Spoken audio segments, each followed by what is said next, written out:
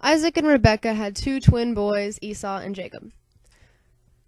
Esau was very hairy and he grew up really strong and he was the manly man. Jacob was wimpier and he was a mama's boy. So Jacob would cook food and stay at home, and one day Esau came home from hunting and he was really hungry. And he asked for food and Jacob's like, maybe. So Jacob made a deal. I will give you food if you sell me your birthright. So Esau gives Jacob the birthright, and in exchange Jacob gives Esau food. Jacob was happy because his plan was working out. Now he could take the next step to getting the blessing. So he goes to his blind father Isaac, and he disguises himself as Esau by putting skin on his arms and being all hairy, and he asks his father for Esau's blessing.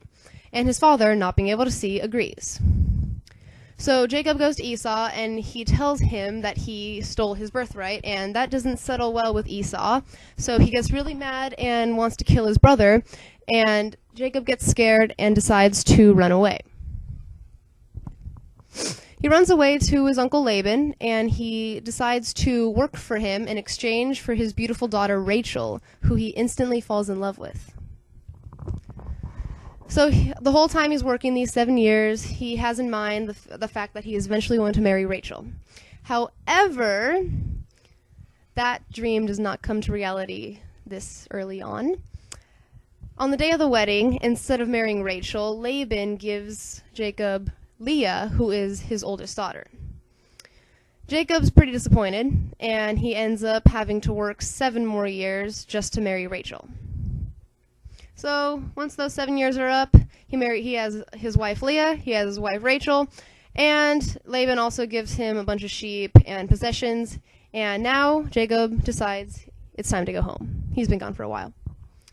So he's scared to go home because he thinks his brother still wants to kill him, and he's sleeping one night when he is woken up by God. And him and God get in a fist fight. During this fight, his hip gets popped out, but he ends up winning anyway, and God's like, hey, good fight. So he gives Jacob the new name Israel. Now, when Jacob approaches Esau, he's really apologetic. He's like, I'm sorry, I stole your birthright. I know I was wrong. And Esau's like, okay, you're my brother. I love you. We're good.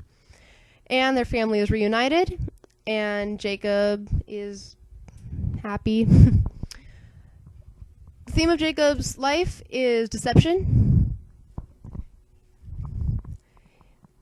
He tricked the people in his life, even though God had a plan for him anyway. And he didn't realize till later that God was going to give him everything he got anyway. And that's the end.